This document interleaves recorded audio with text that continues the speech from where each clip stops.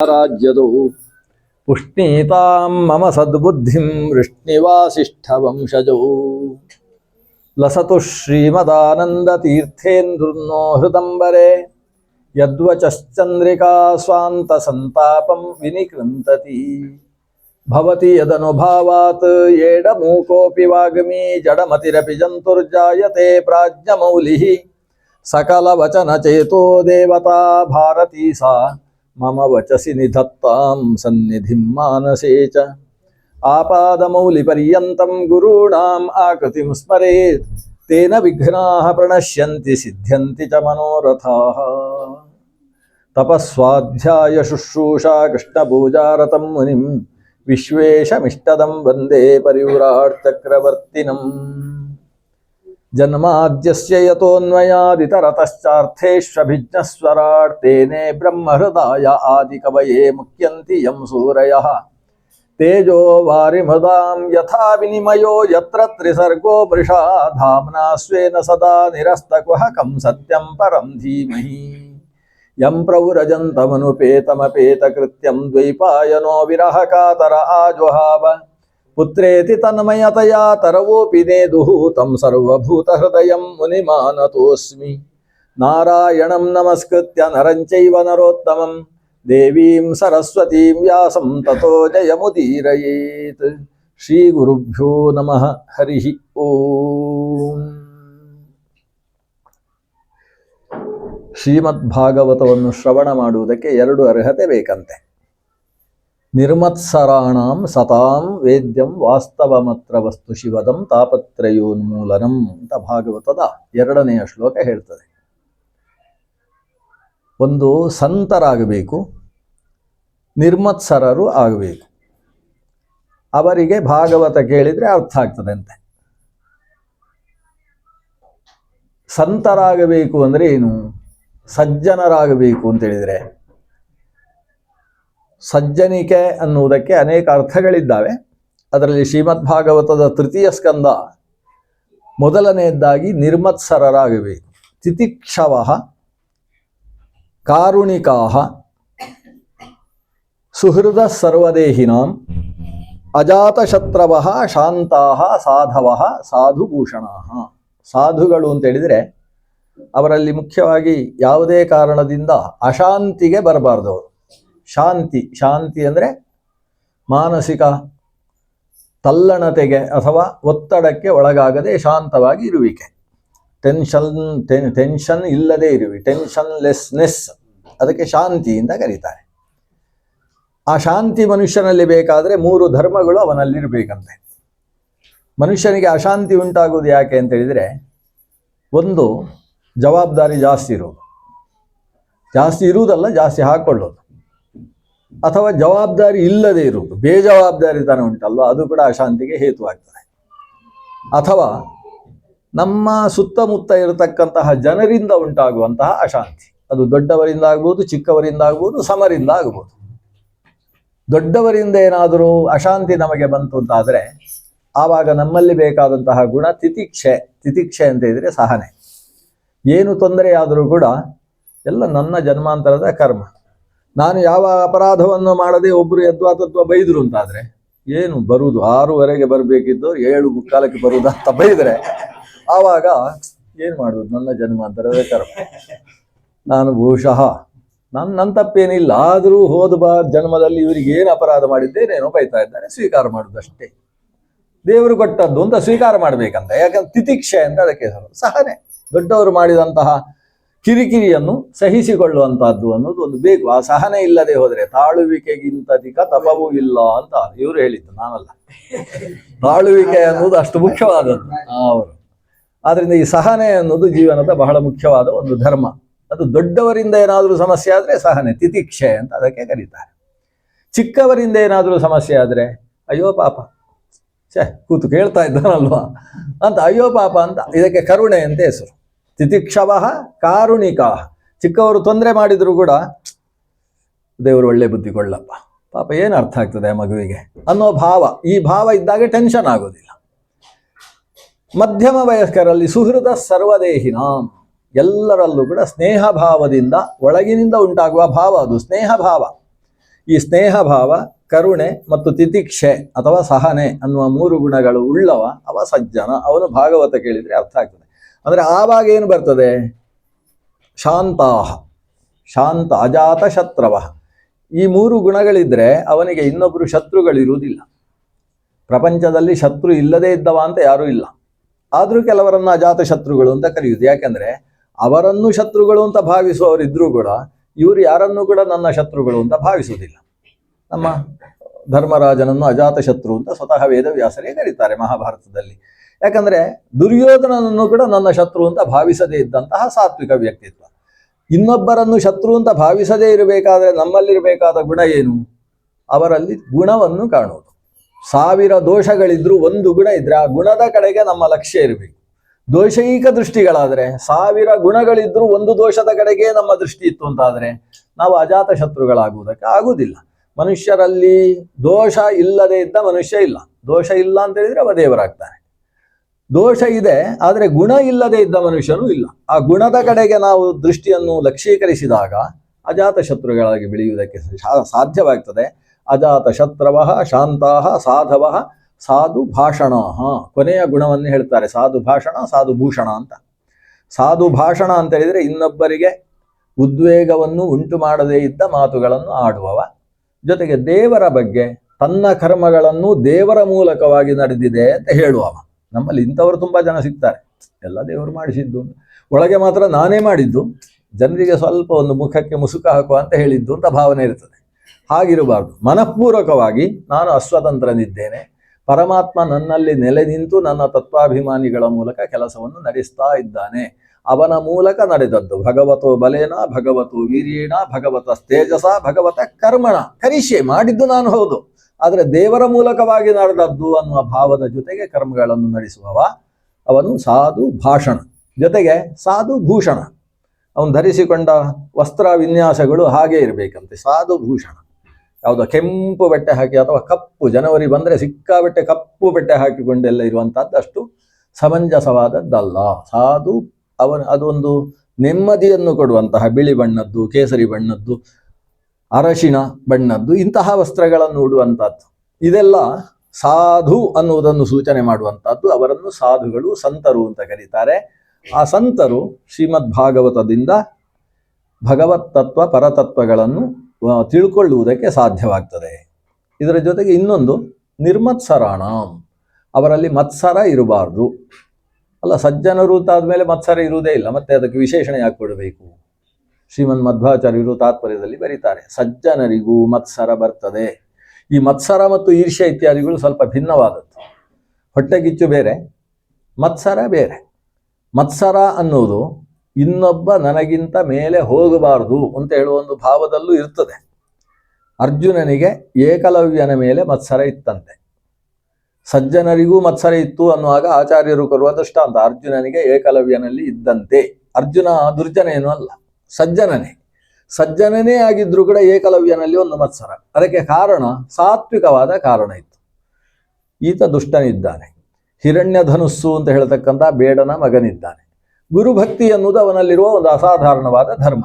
ಆ ಅಸಾಧಾರಣವಾದ ಒಂದು ಧರ್ಮಕ್ಕೆ ಇವನಿಗೆ ನನಗಿಂತ ಹೆಚ್ಚು ವಿದ್ಯೆ ಹೋಯಿತು ಅಂತಾದರೆ ಅದರಿಂದಾಗಿ ಧರ್ಮ ಸಂರಕ್ಷಣೆ ಕ್ಲಿಷ್ಟವಾಗ್ತದೆ. ಅಧರ್ಮ ಪಕ್ಷಪಾತಿಯಾಗಿ ಕೃಷ್ಣ ವಿರುದ್ಧವಾಗಿ ನಡೆಯತಕ್ಕಂತಹ ಈ ವ್ಯಕ್ತಿಗೆ ಈ ವಿದ್ಯೆ ಹೋಗಬಾರದು. ಇದು ಈ ಮತ್ಸರದ ಹಿನ್ನೆಲೆ ಸಾತ್ವಿಕವಾಗಿರ್ತದೆ. ಸಾತ್ವಿಕ ಹಿನ್ನೆಲೆಯಲ್ಲಿ ಸಜ್ಜನರಿಗೂ ಕೂಡ ಮತ್ಸರ ಉಂಟಾಗ್ತದೆ. ಆ ದೃಷ್ಟಿಯಿಂದ ಅಂತಹ ಮತ್ಸರವೂ ಕೂಡ ಸಜ್ಜನರ ಕಡೆಗೆ ಇರಬಾರದು. ಇದಕ್ಕೋಸ್ಕರ ನಿರ್ಮತ್ಸರಾಣಂ ಸತಾಂ ಅಂತ ಭಾಗವತದ ಅಧ್ಯಯನದ ಆರಂಭದಲ್ಲಿ ಹೇಳಿರುವಂಥದ್ದು.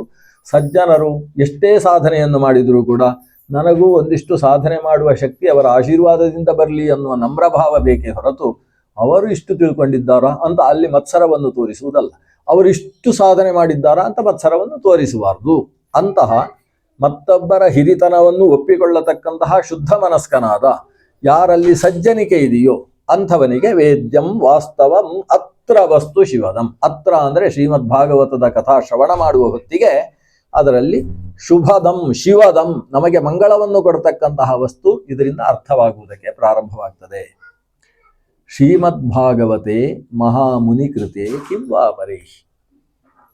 ಈ ಭಾಗವತದಲ್ಲಿ ಪ್ರಧಾನವಾಗಿ ಹೇಳಿದ್ದು ಧರ್ಮವನ್ನಂತೆ. ಧರ್ಮ ಅಂತ ಹೇಳಿದಾಗ ಅನೇಕ ಇದೆ. ಗೃಹಸ್ಥ ಧರ್ಮ, ಬ್ರಹ್ಮಚಾರ್ಯ ಧರ್ಮ, ಅನೇಕ ಧರ್ಮಗಳಿದ್ದಾವೆ. ಭಾಗವತ ಪ್ರತಿಪಾದಿಸುವ ಧರ್ಮ ಯಾವುದು? ಧರ್ಮ ಪ್ರೋಜ್ಜಿತ ಕೈತವೋತ್ರ ಪರಮಃ. ಎರಡು ಉದ್ದೇಶ ಇದೆ ಅಂತ ಧರ್ಮದಲ್ಲಿ. ಒಂದು ಪ್ರೋಜ್ಜಿತ ಕೈತವ, ಮತ್ತೊಂದು ಪರಮ.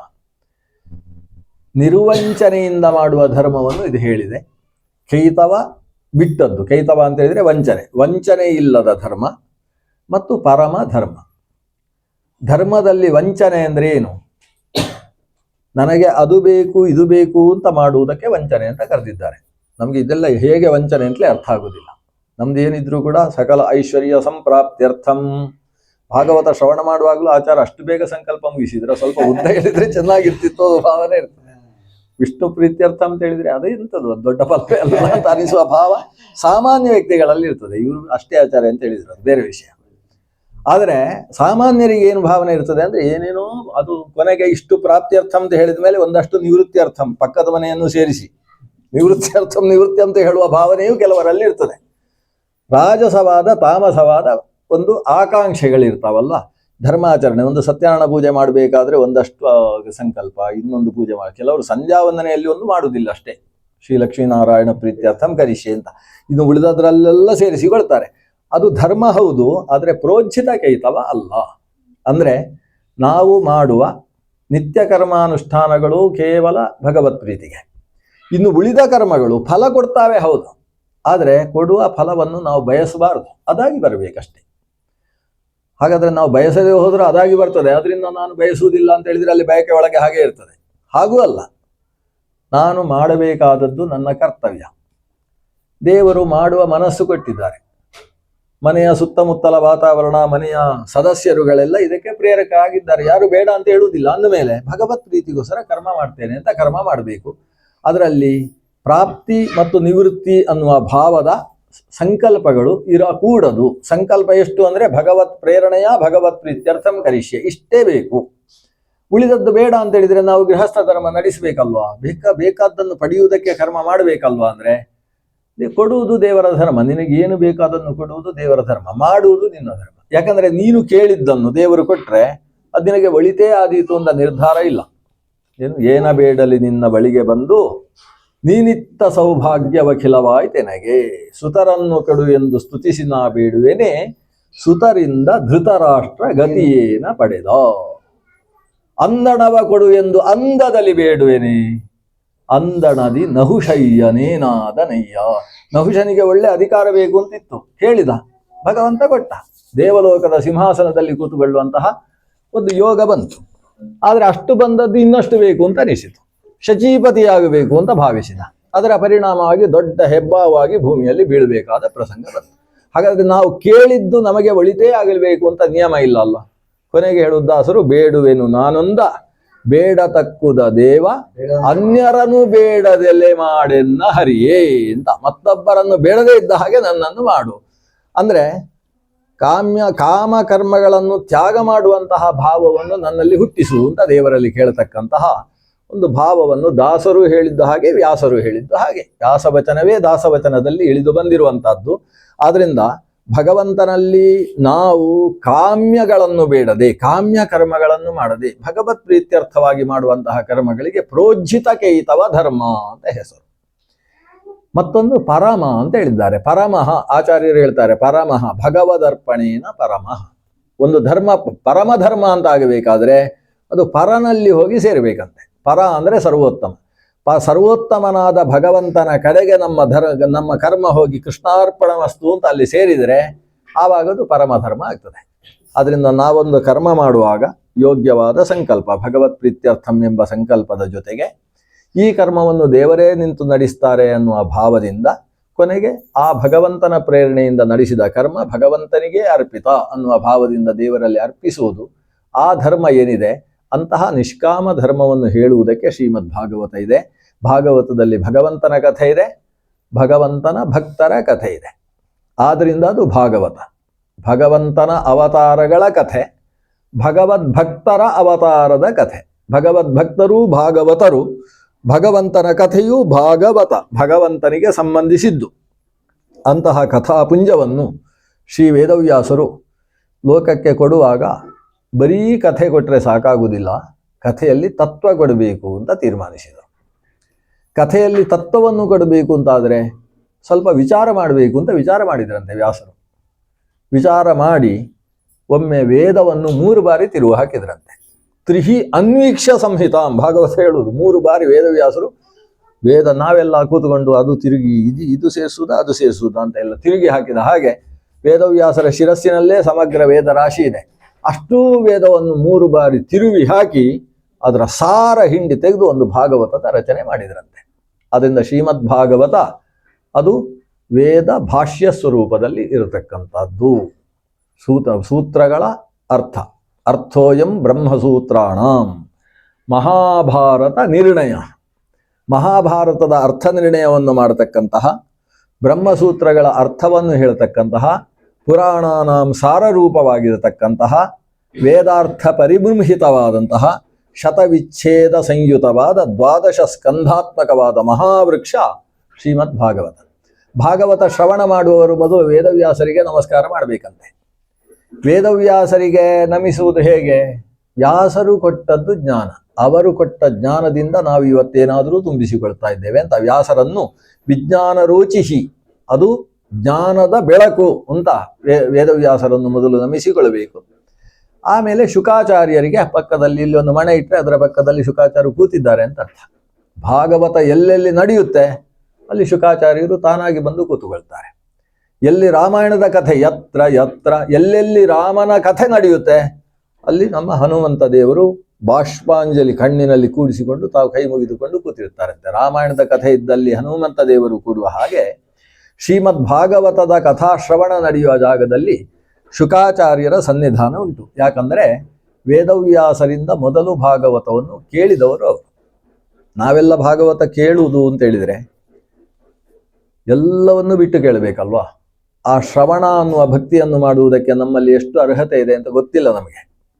ಅದಕ್ಕೆ ಶ್ರವಣ ಅಂತ ಹೇಳಿದರೆ ವೈಯಾಸಕಿಹಿ. ಒಂದು ಮೊದಲು ವೇದವ್ಯಾಸರು ಭಾಗವತವನ್ನು ರಚಿಸಿದ ಮೇಲೆ ಯಾರಿಗೆ ಕೊಡುವುದು? 17 ಪುರಾಣ ರಚನೆ ಮಾಡಿ ಆಗಿತ್ತು. ಆ 17 ಪುರಾಣಗಳನ್ನು ಅದು ಇತಿಹಾಸ ಪುರಾಣನಾಂ ಪಿತಾಮೇ ರೋಮಹರ್ಷಣ ಅಂತ ರೋಮಹರ್ಷಣರನ್ನು ಕರೆದ್ರಂತೆ.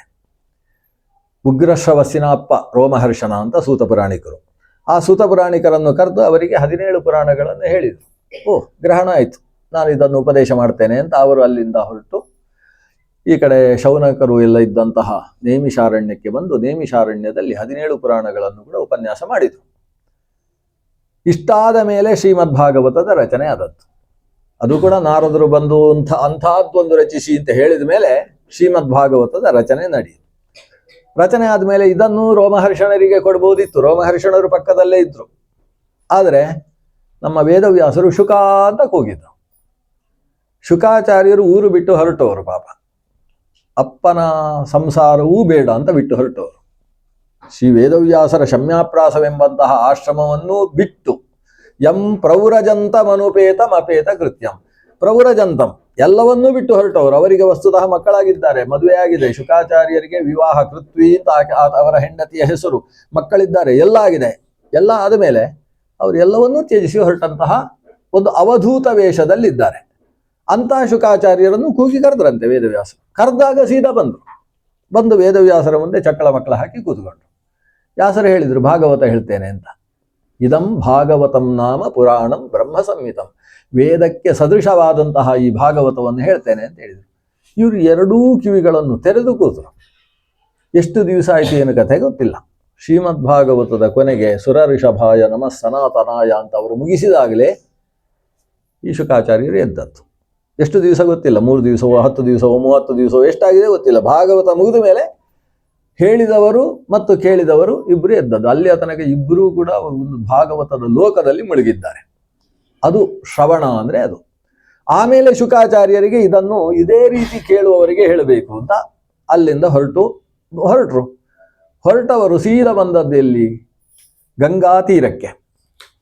ಗಂಗಾ ತೀರದಲ್ಲಿ ಅದು ದಕ್ಷಿಣ ತೀರ. ಆ ದಕ್ಷಿಣ ತೀರಕ್ಕೆ ಬರ್ತಾರೆ. ಬರುವಾಗ ಅಲ್ಲೇನೋ ಭಾರಿ ಗೋಜಿ, ಎಲ್ಲರೂ ಸೇರಿದ್ದಾರಂತೆ ಋಷಿಗಳು. ಇವರಿಗೆ ಯಾರು ಭಾಗವತವನ್ನು ಉಪದೇಶ ಮಾಡಿದ್ದಾರೆ ಅಂತಹ ವೇದವ್ಯಾಸರು ಕೂಡ ಸೇರಿದ್ದಾರೆ. ಅತ್ರಿ ಶರದ್ವಾನ್ ಚವನಃ, ಒಟ್ಟು 24 ಋಷಿಗಳ ಹೆಸರು ಹೇಳ್ತಾರೆ. ದೊಡ್ಡ ದೊಡ್ಡ ಋಷಿಗಳೆಲ್ಲ ಅಲ್ಲಿ ಸೇರಿದ್ದಾರೆ.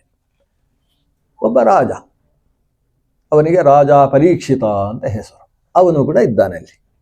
ಅವನು ಎಲ್ಲರ ಹತ್ರ ಕೈ ಮುಗಿದು ಕೇಳ್ತಾನೆ, ನನಗೆ ಕೊನೆ ಕಾಲದಲ್ಲಿ ಕೇಳಲೇಬೇಕಾದದ್ದು ಯಾವುದು ಹೇಳ್ರಿ ಅಂತ ಕೇಳುವುದಕ್ಕೆ ನಿಂತಿದ್ದಾನೆ.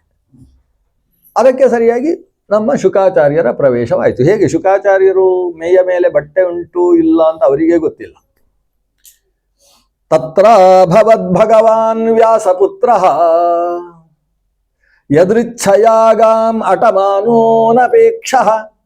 ಯದೃಚ್ಛಯಾ ಗಾಂ ಅಟಮಾನ, ಭಗವದಿಚ್ಛೆ ಅಷ್ಟೇ ಕಾರಣ ಅವರು ಎಲ್ಲಿ ಸುತ್ತಾಡಬೇಕು ಅನ್ನುವುದಕ್ಕೆ, ಅವರ ಇಚ್ಛೆಯೂ ಅಲ್ಲ. ಭಗವದಿಚ್ಛೆಗೆ ಅನುಗುಣವಾಗಿ ಈ ಭೂಮಿಯಲ್ಲಿ ಸಂಚಾರ ಮಾಡ್ತಾ ಇರತಕ್ಕಂತಹ ಅನಪೇಕ್ಷ, ಯಾವ ಅಪೇಕ್ಷೆಯೂ ಇಲ್ಲದೆ ಸಂಚಾರ ಮಾಡುವವರು. ಅಷ್ಟೇ ಅಲ್ಲ, ಭಗವಂತನಲ್ಲೇ ಈಕ್ಷ. ಅನ ಅಂದರೆ ಮುಖ್ಯ ಪ್ರಾಣ, ಅನಪ ಅಂತ ಹೇಳಿದ್ರೆ ಮುಖ್ಯ ಪ್ರಾಣನ ಪತಿಯಾದಂತಹ ಭಗವಂತ ನಾರಾಯಣ. ಅನಪನಲ್ಲೇ ಈಕ್ಷೆಯನ್ನಿಟ್ಟವನಿಗೆ ಅನಪೇಕ್ಷ ಅಂತ ಹೆಸರು. ದೃಷ್ಟಿಯನ್ನು ಪೂರ್ತಿ ಭಗವಂತನಲ್ಲಿಟ್ಟು ಲೌಕಿಕವಾದ ಯಾವ ಅಪೇಕ್ಷೆಯೂ ಇಲ್ಲದೆ ಪ್ರಪಂಚದಲ್ಲಿ ಸುತ್ತಾಡತಕ್ಕಂತಹ ಶುಕಾಚಾರ್ಯರು ಅಲ್ಲಿಗೆ ಬಂದ. ತತ್ರ ಅಭವತ್, ತತ್ರ ಆಗಮತ್ ಅಲ್ಲ, ತತ್ರ ಅಭವತ್, ಅಲ್ಲಿ ಪ್ರತ್ಯಕ್ಷರಾದರಂತೆ. ಆ ಶುಕಾಚಾರ್ಯರು ಬಂದಾಗ ಸಭೆಯೆಲ್ಲ ಎದ್ದು ನಿಂತಿತು. ಸಭೆ ಎದ್ದದ್ದು ಯಾಕೆ ಅಂದರೆ ವೇದವ್ಯಾಸರು ಎದ್ದಿದ್ರು, ಮಗ ಬಂದ ಅಂತ ಎದ್ದು ನಿಂತದ್ದಲ್ಲ. ಜ್ಞಾನಿಗಳು ಬಂದಾಗ ಎಲ್ಲರೂ ಹೇಳಬೇಕು ಅಂತ ಎದ್ದು ನಿಂತದ್ದು ವ್ಯಾಸರು. ವ್ಯಾಸರು ನಿಂತಾಗ ಎಲ್ಲರೂ ಎದ್ರು. ಎಲ್ಲರೂ ಎದ್ದಾಗ ಪರೀಕ್ಷಿತನಿಗೂ ಆಶ್ಚರ್ಯ, ನೋಡ್ಲಿಕ್ಕೆ ಮೇಲಲ್ಲಿ ಬಟ್ಟೆ ಇಲ್ಲ, ನೋಡ್ಲಿಕ್ಕೆ 16 ವರ್ಷದ ತರುಣನ ಹಾಗಿದ್ದಾರೆ. ಸುಮಾರು 88 ಮತ್ತು 188 ವರ್ಷ ಆಗಿದೆ ಶುಕಾಚಾರ್ಯಗೆ. ನೋಡ್ಲಿಕ್ಕೆ 16 ವರ್ಷ. ಅದು ಹೇಗೆ? ಆಪಿಚ್ಯವಯ ಸ್ತ್ರೀಣಾಂ ಮನೋಜ್ಞಂ ರುಚಿರಸ್ಮಿತೇನ. ವ್ಯಾಸರೇ ವರ್ಣನೆ ಮಾಡ್ತಾರೆ, ಹೆಂಗಸರನ್ನು ಏನು ಮನಸ್ಸನ್ನು ಆ ಕಡೆ ಈ ಕಡೆ ಮಾಡಿಸ್ತಕ್ಕಂತಹ ರುಚಿರಸ್ಮಿತ ಉಳ್ಳಂತಹ ವ್ಯಕ್ತಿಯಂತೆ. ಆ ರೀತಿಯಲ್ಲಿ ಜೊತೆಗೆ ವೃತಶ್ಚ ಬಾಲೈಹಿ ಅವಧೂತ ವೇಷ. ಆತನ ಹಿಂಭಾಗದಲ್ಲಿ ಇಂಥ ಪುಟ್ಟ ಪುಟ್ಟ ಮಕ್ಕಳೆಲ್ಲ ಬರ್ತಾ ಇದ್ದಾರೆ. ನಮ್ಮವರಿಗೆ ಹೊಸ ವ್ಯಕ್ತಿ, ಹೀಗೆಲ್ಲ ಬಟ್ಟೆ ಹಾಕದೆ ಓಡಾಡುವುದಕ್ಕೂ ವ್ಯವಸ್ಥೆ ಉಂಟು ನಮ್ಮಲ್ಲಿ. ಮಕ್ಕಳೆಲ್ಲ ವೃತಶ್ಚ ಬಾಲೈಹಿ ಅವಧೂತ ವೇಷ, ಒಂದು ಅವಧೂತ ವ್ಯಕ್ತಿತ್ವ, ಸ್ನಾನ ಇಲ್ಲ, ತಲೆ ಕೂದಲೆಲ್ಲ ಬಿಡಿಸಿಕೊಂಡಿದ್ದಾರೆ, ಹಾಗಿದ್ದಾರೆ. ಅವರನ್ನು ನೋಡಿ ಎಲ್ಲರೂ ಎದ್ದು ನಿಂತದ್ದು ನೋಡಿ ಮಕ್ಕಳೆಲ್ಲ ಓಡಿದ್ರಂತೆ. ಇದು ಎಂಥ ಸಾಮಾನ್ಯ ವ್ಯಕ್ತಿ ಗೊತ್ತಿಲ್ಲ, ಎಲ್ಲರೂ ಕೂಡ ಕೈ ಮುಗಿತಾ ಇದ್ದಾರೆ ಅಂತ ಮಕ್ಕಳೆಲ್ಲ ಓಡಿ ಹೋದ್ರು. ಇವರ ಪಾದ ಪ್ರಕ್ಷಾಲನೆಯನ್ನು ಮಾಡಿ ರಾಜ ಪರೀಕ್ಷಿತ ಉಚಿತವಾದಂತಹ ಊರ್ಧ್ವಾಸನವನ್ನು ಅವರಿಗಿತ್ತು ಕುಳಿತುಕೊಳ್ಳುವುದಕ್ಕೆ ಹೇಳಿ ಅವರ ಪಾದ ಮುಟ್ಟಿ ನಮಿಸಿ ವೇದವ್ಯಾಸರ ಸನಿಹದಲ್ಲಿ ನಿಂತು ಶುಕಾಚಾರ್ಯರಲ್ಲಿ ಪ್ರಶ್ನೆ ಮಾಡ್ತಾನೆ. ಯಚ್ಶ್ರೋತವ್ಯಂ ಅಥೋ ಜಪ್ಯಂ ಬ್ರೂಹಿ ಯದ್ವಾ ವಿಪರ್ಯಯಂ. ನಾನು ಕೇಳಲೇಬೇಕಾದದ್ದು ಏನು ಸ್ವಾಮಿ? ಅಥವಾ ನಾನು ಜಪ ಮಾಡಬೇಕಾದಂತಹ ಮಂತ್ರಗಳು ಯಾವುದು? ಅಥವಾ ನಾನು ಕೇಳಬಾರದ್ದು ಯಾವುದು, ಮಾಡಬಾರದ್ದು ಯಾವುದು? ಅದಾದರೂ ಸರಿ, ನನಗೆ ಹೇಳತಕ್ಕದ್ದು ಅಂತ ಪ್ರಾರ್ಥಿಸಿಕೊಂಡ. ಆವಾಗ ಶುಕಾಚಾರ್ಯರು ಏನು ಹೇಳಿದ್ರೋ ಅದು 2ನೇ ಸ್ಕಂದದಿಂದ ಪ್ರಾರಂಭಿಸಿ ಶ್ರೀಮದ್ ಭಾಗವತದ ಕಥೆ. ಶುಕಾಚಾರ್ಯರು ಹೇಳಿದ ಮುಖ್ಯ ಕಥೆ ಭಗವಂತನ ಅವತಾರದ ಕಥೆ, ಮತ್ತೊಂದು ನಮ್ಮ ಒಳಗೆ ಏನಿದೆ ಅನ್ನುವ ಕಥೆ. 2ನೇ ಸ್ಕಂಧದಲ್ಲಿ ಪ್ರಮುಖವಾದ ವಿಷಯವೇ ಧ್ಯಾನ ಯೋಗದ ವಿಷಯ. ನಮ್ಮ ಒಳಗೆ ಏನಿದೆ? ಧ್ಯಾನ ಅನೇಕ ವಿಧವಾಗಿ ಭಿನ್ನವಾಗಿದೆ. ಧ್ಯಾನವನ್ನು ಮಾಡುವುದು ಸ್ಥೂಲ ಧ್ಯಾನ, ಸೂಕ್ಷ್ಮ ಧ್ಯಾನ ಅಂತ 2 ಪ್ರಭೇದ ಇದೆ. ಆ ಸೂಕ್ಷ್ಮ ಧ್ಯಾನದ ಬಗ್ಗೆಯೂ ಶುಕಾಚಾರ್ಯರು ಹೇಳ್ತಾರೆ, ಸ್ಥೂಲದ ಬಗ್ಗೆಯೂ ಹೇಳ್ತಾರೆ. ಸ್ಥೂಲ ಧ್ಯಾನ ಮಾಡುವಾಗ ಇಡೀ ಬ್ರಹ್ಮಾಂಡದಲ್ಲಿ ಪಾತಾಳಮೇತಸ್ಯ ಹಿ ಪಾದಮೂಲಂ ಅಂತ, ಪಾತಾಳದಿಂದ ಹಿಡಿದು ಸತ್ಯಲೋಕದ ತನಕದ ಬ್ರಹ್ಮಾಂಡದಲ್ಲಿ ಭಗವಂತನ ಶರೀರ ತುಂಬಿದೆ ಅಂತ ಒಂದು ಚಿಂತನೆ ಮಾಡುವಂಥ ಒಂದು ಧ್ಯಾನ ವಿಧಾನ ಇದೆ. ಇದು ತುಂಬ ಕಷ್ಟ, ಯಾಕಂದರೆ ಒಂದು ಬಾರಿ ನೋಡಿ ಬಂದರೆ ಧ್ಯಾನ ಮಾಡಲಿಕ್ಕೆ ಆಗ್ತದೆ. ಈಗ ಬೆಂಗಳೂರು ನಮಗೆ ಧ್ಯಾನ ಮಾಡ್ಬೋದು, ಏನು ಟ್ರಾಫಿಕ್ಕು, ಏನು ಕಥೆ ಎಲ್ಲ ಧ್ಯಾನಕ್ಕೆ ಅದು ವಿಷಯ ಸಿಗ್ತದೆ, ಯಾಕಂದ್ರೆ ನೋಡಿ ಬಂದಿದ್ದೇವೆ, ಒದ್ದಾಡಿದ್ದೇವೆ. ಹಾಗೆ ನಾವು ಬ್ರಹ್ಮಾಂಡವನ್ನು ಒಂದು ಬಾರಿ ನೋಡಿ ಎಲ್ಲಿ ಪಾತಾಳ ಉಂಟು, ಎಲ್ಲಿ ಅತಲ, ಸುತಲ, ರಸಾತಲ, ತಲಾತಲ, ಮಹಾತಲ, ಮೇಲೆ ಭೂತಲ, ಭೂತಲದ ಮೇಲೆ ನಭಸ್ಥಲ, ನಭಸ್ಥಲದ ಮೇಲೆ ಇರತಕ್ಕಂಥ ಸ್ವರ್ಲೋಕ, ಮಹೋಲೋಕ, ಜನೋಲೋಕ, ತಪೋಲೋಕ, ಸತ್ಯಲೋಕಗಳು ಹೇಗಿವೆ ಅಂತ ಒಂದು ಬಾರಿ ನೋಡಿದ್ದಿದ್ರೆ ಆವಾಗ ಚತುರ್ದಶ ಭುವನಾತ್ಮಕವಾದ ಬ್ರಹ್ಮಾಂಡದಲ್ಲಿ ತುಂಬಿದ ಭಗವಂತನ ಸ್ವರೂಪ, ನಾಭ್ಯ ಆಸೀದ್ ಅಂತರಿಕ್ಷ ಅಂತ ನಾಭಿಗೆ ಬರುವ ಹಾಗೆ ಅಂತರಿಕ್ಷ, ಪದ್ಭ್ಯಾಂ ಭೂಮಿ ಅಂತ ಪಾದದ ಜಾಗದಲ್ಲಿ ಭೂಮಿಯ ಚಿಂತನೆ, ಇವನ್ನೆಲ್ಲ ಮಾಡುವುದಕ್ಕೆ ನಮಗೆ ಶಕ್ಯ ಆಗುವುದು ಯಾವಾಗ? ಒಂದು ಬಾರಿ ನೋಡಿದರೆ. ಆದರೆ ನೋಡಿದವರಲ್ಲ. ಅದಕ್ಕೆ ವ್ಯಾಖ್ಯಾನಕಾರರು ಹೇಳಿದರು, ಮಾಡಬೇಡಿ ಇದನ್ನು ಧ್ಯಾನ ಅಂತ. ನಾವು ಸುಮ್ಮನೆ ಮಾಡಿಕೊಳಗೆ ಏನೇನು ಎಡವಟ್ಟು ಧ್ಯಾನ ಮಾಡುವುದಕ್ಕಿಂತ ಕದಶನಾದ ಅನಶನಂವರಂ ಅಂತ ಒಂದು ಸಂಸ್ಕೃತದ ಗಾದೆ. ಇಂಗ್ಲೀಷಿನ ಗಾದೆ ಬೇರೆ ಥರ ಇದೆ. Something is better than nothing. ಏನು ಮಾಡದೇ ಇರುವುದಕ್ಕಿಂತ ಸ್ವಲ್ಪ ಎಡವಟ್ಟು ಮಾಡಿದ್ರು ತೊಂದರೆ ಇಲ್ಲ ಅಂತ ಅದು ಗಾದೆ. ನಮ್ದು ಹಾಗಲ್ಲ. ನೀನು ಕೆಟ್ಟ ಅನ್ನ ತಿನ್ನುವುದಕ್ಕಿಂತ ಊಟ ಮಾಡಿದ್ರೆ ಉಪವಾಸ ಇರುವುದು ಶ್ರೇಷ್ಠ ಅಂತ. ಕದಶನಾದ ಅನಶನಂವರಂ. ಆದ್ರಿಂದ ಧ್ಯಾನದ ಬಗ್ಗೆ ಸರಿಯಾಗಿ ತಿಳಿದು ಮಾಡು. ಈ ಸ್ಥೂಲ ಧ್ಯಾನ ಕ್ಲಿಷ್ಟ, ಅದಕ್ಕೆ ಸೂಕ್ಷ್ಮ ಧ್ಯಾನ ಅದು ಅದಕ್ಕಿಂತ ಕ್ಲಿಷ್ಟ, ಆದರೆ ಮಾಡು ಅಂತ ಹೇಳ್ತಾರೆ. ಸ್ಥೂಲ ಧ್ಯಾನ ಕ್ಲಿಷ್ಟ, ಮಾಡಬೇಡ. ಸೂಕ್ಷ್ಮ ಧ್ಯಾನ ಅದು ಅದಕ್ಕಿಂತ ಕ್ಲಿಷ್ಟ, ಆದರೆ ಮಾಡು. ಯಾಕೆಂದರೆ ಆ ಕ್ಲಿಷ್ಟವಾದದ್ದನ್ನು ನೀನು ಮಾಡುವುದಕ್ಕೆ ಪ್ರಯತ್ನಿಸು, ಮಾಡಿದರೆ ತಪ್ಪಾಗೋದಿಲ್ಲ. ಯಾಕೆ ಅಂತ ಹೇಳಿದರೆ ನಿನ್ನ ಒಳಗೆ ನೀನು ಮಾಡುವಂಥದ್ದು. ಇದು ಹಾಗಲ್ಲ ಅಲ್ವಾ. ಸ್ಥೂಲ ಧ್ಯಾನ ಅಂದರೆ ಬ್ರಹ್ಮಾಂಡದಲ್ಲಿ ಮಾಡುವಂತಹ ಚಿಂತನೆ ಅಲ್ವಾ. ಇದು ಹಾಗಲ್ಲ, ಒಳಗೆ ಮಾಡುವ ಚಿಂತನೆ. ಒಳಗೆ ಮಾಡುವ ಚಿಂತನೆ ಎಲ್ಲಿ ಮಾಡಬೇಕು? ನೀನು ನೇರವಾಗಿ ಕುಳಿತಾಗ ನಿನ್ನ ಹೃದಯದ ಮೇಲೆ ಒಂದು ನಾಡಿ ಹರಿದು ಹೋಗ್ತದೆ. ಹೃದಯದ ಮೇಲೆ ಹರಿದು ಹೋಗುವ ನಾಡಿಗೆ ಸುಷುಮ್ನ ಅಂತ ಹೆಸರು. ಅದನ್ನು ಬ್ರಹ್ಮನಾಡಿ ಅಂತ ಕರೀತಾರೆ. ಆ ಏನು ಒಂದು ಪುರಿ ಅಂತ ನಾಡಿ ಕರೀತಾರೆ, ಅದೇ ಪುರೀತತ್ ಅಂತ ಅದಕ್ಕೆ ಹೆಸರಿದೆ. ಆ ಪುರೀತತ್ ಅಥವಾ ಸುಷುಮ್ನ ಅಥವಾ ಬ್ರಹ್ಮನಾಡಿ ಅಂತ ಕರೆಸಿಕೊಳ್ತಕ್ಕಂತಹ ಏನು ಮಧ್ಯದಲ್ಲಿರುವ ನಾಡಿ ಇದೆ, ಅದು ನಿನ್ನ ಅಧೋತುಂದಿಯಿಂದ ಪ್ರಾರಂಭಿಸಿ ಶಿರಸ್ಸಿನ ಬ್ರಹ್ಮರಂಧ್ರದ ತನಕ, ಆಮೇಲೆ ಅದರ ಮೇಲೆಯೂ ಕೂಡ 10 ಅಂಗುಲ ವ್ಯಾಪಿಸಿರತಕ್ಕಂತಹ ಒಂದು ನಾಡಿ. ಹಾಗಾದ್ರೆ ಇಲ್ಲಿಗೆ ಮುಗಿಯುವುದಿಲ್ಲ ನಾಡಿ. ಇದರ ಮೇಲೆಯೂ ಕೂಡ ಅತ್ಯತಿಷ್ಠ ದಶಾಂಗುಲಂ ಸ ಭೂಮಿಂ ವಿಶ್ವತೋ ವೃತ್ವ. ಈ ಪಾರ್ಥಿವ ಶರೀರವನ್ನು ಸಮಗ್ರವಾಗಿ ವ್ಯಾಪಿಸಿ ಅಲ್ಲಿಂದ 10 ಅಂಗುಲದಷ್ಟು ಎತ್ತರಕ್ಕೆ ಬೆಳೆದು ನಿಂತಹ ಒಂದು ನಾಡಿ ಅದು ಬ್ರಹ್ಮನಾಡಿ. ಅದು ಹೃದಯದಲ್ಲಿ ಸಾಗುವಾಗ ಅಲ್ಲಿ ನಿನಗೆ ಹೃದಯದಲ್ಲಿ ನೋಡಿದಾಗ ಆ ನಾಡಿಯ ಜೊತೆಗೆ ಇನ್ನೂ ಒಂದು 100 ನಾಡಿಗಳು ಕಾಣಿಸ್ತದಂತೆ. ಶತಂಚೈಕಾ ಹೃದಯಸ್ಯ ನಾಡ್ಯ ತಾಸು ಮೂರ್ಧಾನಂ ಅಭಿನಿಸೃತೈಕಾ. ಶತಂಚ ಏಕ, ಒಂದು 100 ನಾಡಿಗಳು ಜೊತೆಗೆ ಒಂದು ನಾಡಿ. ಆ 100 ನಾಡಿ ಎಡಭಾಗದಲ್ಲಿ 50, ಬಲಭಾಗದಲ್ಲಿ 50 ನಾಡಿಗಳು ಮತ್ತೆ ಬೆಳೆದು ಅದು 36,000 72,000 ನಾಡಿ ಆಗ್ತದೆ. ಅದು ಏನೇ ಇರಲಿ, ಮಧ್ಯದಲ್ಲಿ ಸಾಗಿದ ಆ ಒಂದು ಸುಷುಮ್ನ ನಾಡಿಯ ಕಡೆಗೆ ದೃಷ್ಟಿಯನ್ನು ಕೇಂದ್ರೀಕರಿಸಬೇಕು. ಹೃದಯದಲ್ಲಿ ಸಾಗಿದೆ ಅಂತ ಹೃದಯದಲ್ಲಿ ಅದನ್ನು ಯೋಚಿಸಬೇಕು. ಹೃದಯ ಅಂತ ಅನ್ನುವ ಭಾಗದಲ್ಲಿ ಆ ನಾಡಿಯ ಮಧ್ಯದಲ್ಲಿ ಒಂದು ಕಮಲ ಹೀಗೆ ಇದೆ ಅಂತೆ. ಅದು ಊರ್ಧ್ವಮುಖವಾಗಿದೆ. ಆಗಾಗ ಕಮಲದ ದಂಟು ಅದು ಈ ಬಿಸಿಲಿನಿಂದ ಬಾಡಿದ ಹಾಗೆ ಆಗಿ ಅದು ಬಗ್ಗುತ್ತೆ ಅಂತೆ. ಆ ಕಮಲದ ದಂಟು ಕೆಳಗೆ ಬಗ್ಗುತ್ತೆ. ನಮ್ಮ ನಾಡಿಯಲ್ಲಿ ಅಧೋಮುಖವಾದಂತಹ ಕಮಲದ ಒಂದು ಪುಷ್ಪ, ಕಮಲದ ಪುಷ್ಪ, ಮುಚ್ಚಿದಂತಹ ಕಮಲದ ಪುಷ್ಪ ಯೋಚಿಸಬೇಕು. ನೀವಾರ ಶೋಕವತ್ತನ್ನಿ ಪೀತಾ ಭಾಸ್ವತಿ ಅಣೂಪಮ. ನೋಡ್ಲಿಕ್ಕೆ ಅದು ಅತ್ಯಂತ ಅಣು, ಪೀತ ಅರಶಿಣ ಬಣ್ಣದ್ದು, ಒಳ್ಳೆ ಗೋಧಿಯ ಬಣ್ಣದ್ದು, ಭಾಸ್ವತಿ ಫಳಫಳ ಅಂತ ಹೊಳೆಯುವಂಥದ್ದು. ಆದರೆ ಕೆಳಗೆ ಅಧೋಮುಖಂ ಅಂತ ಅಧೋಮುಖವಾಗಿರತಕ್ಕಂತಹ ಒಂದು ಕಮಲವನ್ನು ಯೋಚನೆ ಮಾಡಬೇಕು. ಅಧೋಮುಖವಾದದ್ದಕ್ಕೆ ಶಕ್ತಿ ಬರಬೇಕಲ್ವ, ಊರ್ಧ್ವಮುಖವಾಗಿ ಕಮಲ ಅರಳಬೇಕಲ್ವ ಹೃದಯದಲ್ಲಿ. ಅದಕ್ಕೋಸ್ಕರ ಕೆಳಗಿದ್ದಂತಹ ಪ್ರಾಣನಲ್ಲಿ ಪ್ರಾರ್ಥಿಸಬೇಕು. ನಾಭಿಯ ಭಾಗದಿಂದ ಊರ್ಧ್ವಕ್ಕೆ ಬೀಸುಗಾಳಿ ಅಂತ ಆ ಪ್ರಾಣದೇವರಲ್ಲಿ ಪ್ರಾರ್ಥಿಸಬೇಕು. ಪ್ರಾಣದೇವರು ಊರ್ಧ್ವಮುಖವಾಗಿ ಬೀಸಿದಾಗ ಈ ನಾಡಿಯ ಒಳಗಿದ್ದಂತಹ ಪದ್ಮ ಮೇಲ್ಮುಖವಾಗುತ್ತಂತೆ. ಮೇಲ್ಮುಖವಾದಾಗ ಹೃದಯದಲ್ಲಿರುವ ಸೂರ್ಯಮಂಡಲದ ಬೆಳಕಿಗೆ ಪದ್ಮ ಅರಳುತ್ತೆ ಅಂತ ನಾವು ಯೋಚಿಸಬೇಕು. ಇಲ್ಲಿ ಹೋದರೆ ಅರಳುವುದಿಲ್ಲ. ಅದು ಅರಳಿತು ಅಂತ ಯೋಚಿಸಬೇಕು. ಅದಕ್ಕೆ ನಾವು ಹೃತ್ಕಮಲ ಅಂತ ಹೇಳುವುದು. ದಿನನಿತ್ಯ ಹೇಳ್ತೇವೆ ಹೃತ್ಕಮಲ ಮಧ್ಯ ನಿವಾಸಿ ಅಂತ ಹೇಳ್ತೇವಲ್ವಾ. ಹೃತ್ಕಮಲ ಅಂದರೆ ಹೃದಯವೇ ಕಮಲ ಅಲ್ಲ. ಹೃದಯ ಅನ್ನೋದು ಅದು ಮಾಂಸದ ಮುದ್ದೆ. ಆ ಹೃದಯದ ಒಳಗೆ ಒಂದು ನಾಡಿ ಇದೆ. ನಾಡಿ ಅನ್ನೋದು ಅತ್ಯಂತ ಸೂಕ್ಷ್ಮ. ಕುದುರೆಯ ರೋಮದ ಬಾಲದಲ್ಲಿರತಕ್ಕ ಕುದುರೆಯ ಬಾಲದ ಕೊನೆಯ ರೋಮವನ್ನು 100,000 ತುಂಡು ಮಾಡಿದರೆ ಅಷ್ಟು ತೆಳ್ಳಗೆ. ಅಂತೂ ಸೂಕ್ಷ್ಮವಾದಂತಹ ಆ ನಾಡಿಯ ಒಳಗೆ ಅದಕ್ಕಿಂತ ಸೂಕ್ಷ್ಮವಾದಂತಹ ಕಮಲ ಇದೆ. ಆ ಕಮಲ ಅರಳಿದರೆ ಅದರಲ್ಲಿ 8 ದಳ ಇದೆ. ಎಲ್ಲ ಯೋಚನೆಗೆ ನಿಲುಕುತ್ತೆ ಹೊರತು ನಾವು ಈಗ ಕಾಣ್ಲಿಕ್ಕೆ ಆಗುದಿಲ್ಲ. ಮೊದಲು ಯೋಚನೆ ಮಾತ್ರ ಮಾಡು. ಆ ಕಮಲದ 8 ದಳದಲ್ಲಿ ಅಷ್ಟ ದಿಕ್ಪಾಲಕರು ಭಗವಂತನ 8 ರೂಪವನ್ನು ಧ್ಯಾನಿಸ್ತಾ ಇದ್ದಾರೆ. ಅಷ್ಟ ಮಹಿಷಿಯರು ಭಗವಂತ ಕೃಷ್ಣನನ್ನು ಕಾಣ್ತಾ ಇದ್ದಾರೆ ಅಂತ ಯೋಚಿಸಿ ಅದರ ಮಧ್ಯದಲ್ಲಿ ನಾರಾಯಣನನ್ನು ಚಿಂತಿಸಬೇಕು. ಅವನು ಮಹಾಜ್ಞೇಯ ಅಂತೆ. ನಾರಾಯಣಂ ಮಹಾಜ್ಞೇಯಂ, ಸಾಮಾನ್ಯ ಅಲ್ಲ. ಅವನನ್ನು ನಿರಂತರ ಅವನನ್ನು ತಿಳ್ಕೊಳ್ಬೇಕು, ಅವನನ್ನು ಯೋಚನೆ ಮಾಡಬೇಕು. ಆದ್ರೆ ಇಲ್ಲಿ ಅವನಿಗೆ ಮಹಾಜ್ಞೇಯ ಅಂತ ಹೆಸರು. ಅವನನ್ನು ಹೃದಯದಲ್ಲಿ ಆಲೋಚನೆ ಮಾಡು. ಇದು ತುಂಬ ಕಷ್ಟ. ಪರೀಕ್ಷಿತನಿಗೆ ಆಶ್ಚರ್ಯ ಆಯಿತು. ಹೀಗೆಲ್ಲ ನಾನು ಚಿಕ್ಕವ ಇದ್ದಾಗಲೇ ಹೇಳಿಬಿಟ್ಟಿದ್ರೆ ಮಾಡ್ಬೋದಿತ್ತು. ಈಗ ನನಗೆ 71 ವರ್ಷ. ಯಾರಿಗೆ? ರಾಜ ಪರೀಕ್ಷಿತನಿಗೆ 71 ವರ್ಷ ಆಗಿದೆ.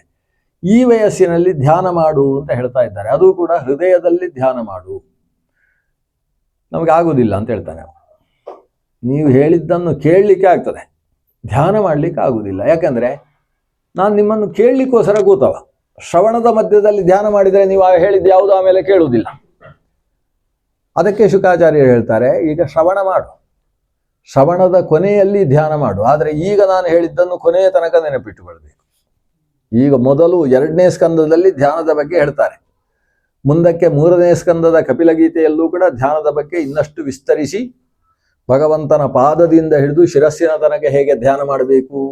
ಸಂಚಿಂತಯೇದ್ ಭಗವತಶ್ಚರಣಾರವಿಂದಂ ವಜ್ರಾಂಕುಶ ಧ್ವಜ ಸರೋರುಹ ಲಾಂಛನಾಢ್ಯಂ ಉತ್ತುಂಗ ರಕ್ತ ವಿಲಸನ್ನಖ ಚಕ್ರವಾಲ ಜ್ಯೋತ್ಸ್ನಾಭಿ ಆಹತ ಮಹಾದೃದಯಾಂಧಕಾರಂ ಯಚ್ಛೌಚ ನಿಸೃತ ಸರಿತ್ ಪ್ರವರೋದಕೇನ ತೀರ್ಥೇನ ಮೂರ್ಧ್ಯದಿಧೃತೇನ ಶಿವ ಶಿವೋಭೂತ್ ಧ್ಯಾತುರ್ ಮನಃಶಮಲ ಶೈಲ ನಿಸೃಷ್ಟ ವಜ್ರಂ ಧ್ಯಾಯೇತಿ ಚಿರಂ ಭಗವತಶ್ಚರಣಾರವಿಂದಂ. ಧ್ಯಾನದ ಕ್ರಮ ಪಾದದಿಂದ ಹಿಡಿದು ಶಿರಸ್ಸಿನ ತನಕ ಧ್ಯಾನವನ್ನು ಎಂತಹ ಭಗವದ್ರೂಪ ಧ್ಯಾನಿಸಬೇಕು ಅನ್ನುವುದನ್ನು ಕೂಡ ಮುಂದಕ್ಕೆ ಹೇಳುವವರಿದ್ದಾರೆ ವ್ಯಾಸರು. ಆದರೆ ಈ ಧ್ಯಾನ ಈಗ ಆರಂಭದಲ್ಲಿ ಏನು ಹೇಳ್ತೇನೆ ಅದನ್ನು ಪೂರ್ತಿ ಕೇಳಿದ ಮೇಲೆ ಧ್ಯಾನ ಮಾಡಬೇಕು. ಉದ್ಧವ ಗೀತೆ ಮುಗಿದ ಮೇಲೆ ಧ್ಯಾನ. ಅಲ್ಲಿ ತನಕ ಧ್ಯಾನ ಅಂದರೆ ಏನು ಅಂತ ಈಗ ಹೇಳಿದ್ದನ್ನು ಶ್ರವಣದ ಜೊತೆಗೆ ಸೇರಿಸಿಕೊಂಡು ಹೋಗಬೇಕು. ಮುಂದಿನ ಭಾಗದ ಶ್ರವಣ ಮಾಡುವಾಗ ಈ ಧ್ಯಾನದ ಎಚ್ಚರ ಬೇಕಂತೆ. ಅಂದರೆ ಏನು ಶ್ರವಣ ಮಾಡ್ತಾ ಇದ್ದೇವೆ ಅದು ಈ ಸ್ಥೂಲ ದೇಹದಿಂದ ಶ್ರವಣ ಮಾಡುವುದು. ಸ್ಥೂಲ ದೇಹದ ಒಳಗೆ ನಾವಿರುವುದು, ಈ ದೇಹವೇ ನಾವಲ್ಲ. ದೇಹದ ಒಳಗಿರ್ತಕ್ಕಂಥ ನಾನು ಕೂಡ ಇರುವುದು ಸುಷುಮ್ನೆಯ ಪಕ್ಕದಲ್ಲಿ, ಅಂದರೆ ನಮ್ಮ ಹೃದಯದಲ್ಲಿರುವುದು. ಹೃದಯದಲ್ಲಿರ್ತಕ್ಕಂಥ ನಾನು ಕೇಳಬೇಕು. ಇದು ಬರೀ ಕಿವಿಯಲ್ಲಿ ಕೇಳಿದರೆ ಸಾಕಾಗುವುದಿಲ್ಲ. ಇದು ಇಂದ್ರಿಯ. ಈ ಇಂದ್ರಿಯದ ಒಳಗೆ ಆತ್ಮಸ್ವರೂಪಭೂತವಾದ ಸಾಕ್ಷಿ ಇಂದ್ರಿಯ ಇದೆ. ಆ ಸಾಕ್ಷಿ ಅದನ್ನು ಗ್ರಹಿಸಿದರೆ ಆವಾಗ ವಿಷಯ ಅದು ಯಾವತ್ತೂ ಮರ್ತು ಹೋಗುವುದಿಲ್ಲ. ಮುಂದೆ ಎಷ್ಟನ್ನು ಕೇಳ್ತಾ ಹೋದರೂ ಕೂಡ ಹಿಂದಿನದ್ದು ವಿಸ್ಮರಣೆಗೆ ವಿಷಯವಾಗುವುದಿಲ್ಲ, ಸ್ಮೃತವಾಗ್ತದೆ. ಅಂದ ವಿಷಯಗಳನ್ನು ಗಟ್ಟಿ ಸ್ಮೃತಿಯಲ್ಲಿ ಇಟ್ಟುಕೊಳ್ಳುವುದಕ್ಕೋಸ್ಕರ ಈ ಧ್ಯಾನದ ಸ್ಥಿತಿಯಲ್ಲಿ ಮುಂದಿನ ಶ್ರವಣವನ್ನು ಮಾಡು ಅಂತ ವ್ಯಾಸರು ಉಪದೇಶಿಸಿದರು ಅನ್ನುವ ವಿಷಯದ ಜೊತೆಗೆ ಇವತ್ತಿನ ಅನುಸಂಧಾನವನ್ನು ಭಗವಂತನಲ್ಲಿ ಸಮರ್ಪಣೆ ಮಾಡೋಣ. ನಾಳೆಯ ದಿವಸ ಭಗವಂತನ ಕೆಲವು ಅವತಾರಗಳ ಕಥೆಯ ಜೊತೆಗೆ ತತ್ವದ ವಿವೇಚನೆಯನ್ನು ನಡೆಸೋಣ. ಮತ್ತು ನೀವು ಇಂಥದ್ದೇ ಹೇಳಬೇಕು ಅಂತ ಹೇಳಿದರೆ ಅಂಥ ವಿಷಯಕ್ಕೆ ಹೆಚ್ಚು ಪ್ರಾಧಾನ್ಯವನ್ನು ಕೊಡುವ ಶ್ರೋತೃಗಳ ಅಪೇಕ್ಷೆಗೂ ಅವಕಾಶ ಇದೆ. ಯಾಕಂದರೆ ಭಾಗವತ ರಾಶಿ. ಶ್ರೀಮದ್ ಭಾಗವತವನ್ನು ನಾವು ಒಂದು 150 ಗಂಟೆ ಹೇಳಿದರೂ ಕೂಡ ಎಷ್ಟೋ ಇಷ್ಟು ಹೇಳಿದ್ದು, ಇನ್ನಷ್ಟು ಹೇಳಿ ಕುಳಿತು ಅಂತ ಹೇಳುವಂಥದ್ದೇ ಇರುವುದು ಅದರಲ್ಲಿ. ಆ ದೃಷ್ಟಿಯಿಂದ ಕೆಲವು ವಿಷಯಗಳನ್ನು ಪರಾಮರಿಸುವುದು. ನಾಳೆ ಭಾನುವಾರ, ಅದನ್ನು ನಾಳೆ ನಾಳೆ ನೀವು ಪಾಪ ಅಲ್ಲಿ ತನಕ ಅದಕ್ಕೆ ಭಾನುವಾರ